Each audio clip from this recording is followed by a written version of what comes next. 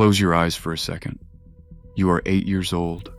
You are in the back seat of your father's car. You have been driving for 4 hours. Your sister is asleep on your shoulder. Your mother is folding a paper map, and then, through the windshield in the distance, you see it. That orange roof. Your father says, "All right, kids, lunch." And you sit up, because you know what is about to happen. You are about to walk into a Howard Johnson's. You are about to order a hamburger and French fries. And then, when you are done, you are going to that ice cream counter and you are going to spend 10 full minutes deciding which of the 28 flavors you want. If that memory means something to you, this video is for you. Howard Johnson's was once the largest restaurant chain in America. Bigger than McDonald's, bigger than Burger King, bigger than KFC combined. At its peak in the 1970s, there were over 1,000 of them, scattered along every American highway, every interstate exit, every road trip your family ever took. Today, there are 0. Not a few, not a handful. 0.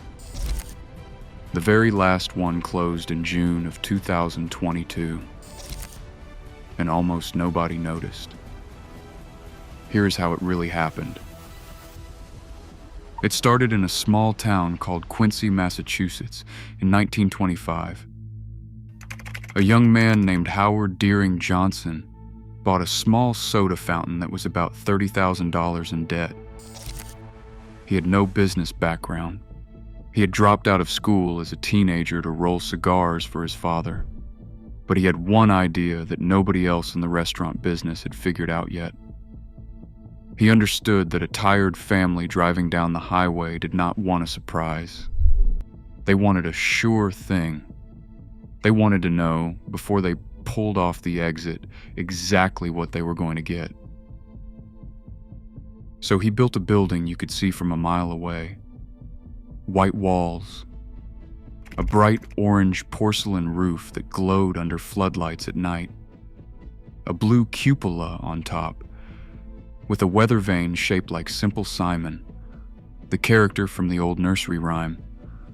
And inside that building, no matter what state you were in, the menu was always the same.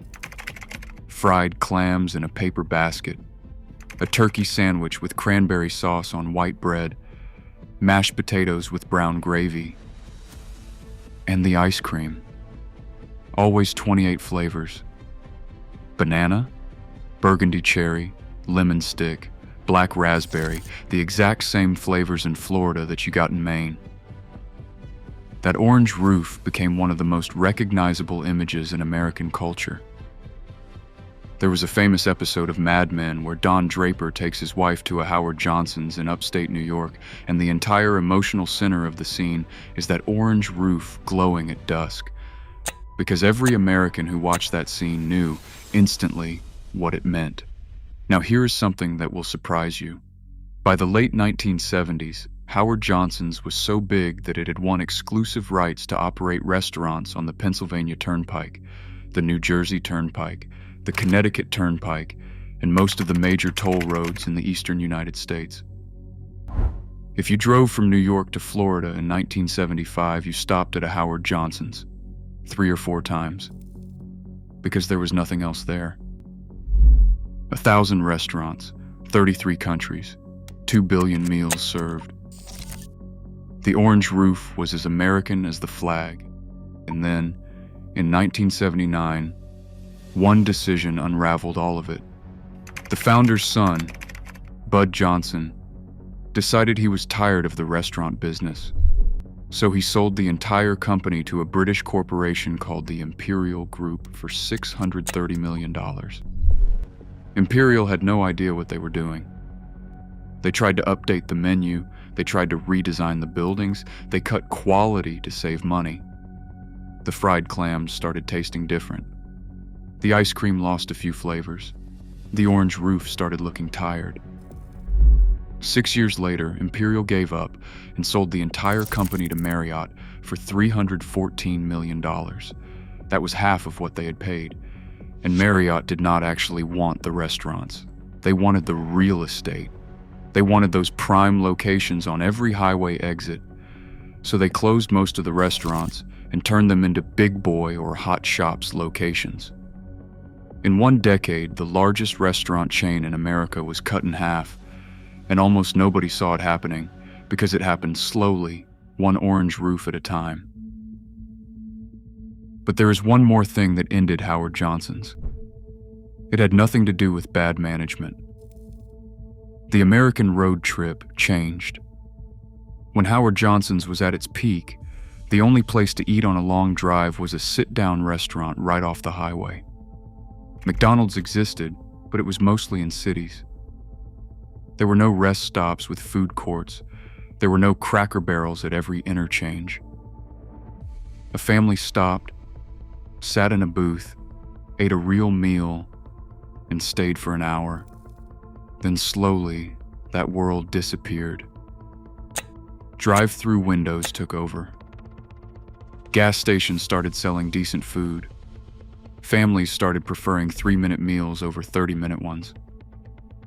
The American road trip stopped being an experience to enjoy. It became a problem to solve as fast as possible. Howard Johnson's, with its sit-down booths, its uniformed waitresses, and its 28 flavors of ice cream that took 20 minutes to choose between, was built for a country that no longer existed. By 2005, fewer than 50 restaurants remained. By 2015, only 3. By 2022, only 1 was left, in a small lake town called Lake George, New York, kept open by a man named John LaRock who simply refused to let it close. He served the same fried clams, the same turkey sandwich, the same ice cream. People drove for hours from other states just to eat there one more time. They came with their grandchildren. They told them stories about the road trips of their own childhood. They cried in the parking lot. And then, on a Friday afternoon in June of 2022, John LaRock locked the door for the last time. Howard Johnson's did not end in a single moment. It ended slowly, over 40 years, undone by changing American highways, changing American eating habits, and a son who sold what his father had built before he understood what he was selling. But here's the part that still hits the hardest, even now, all these years later. That orange roof was never really about the food. It was about the certainty. The certainty that no matter how far from home you were, no matter how unfamiliar the road, the next exit would have something you recognized, something that felt safe, something that felt American. That kind of certainty is gone from the American road, and it is not coming back. If you remember stopping at a Howard Johnson's with your family, tell us in the comments. Where did you go? What did you order? What flavor of ice cream did you always pick? Subscribe to American Remnants for more stories about the America we left behind. Thanks for watching.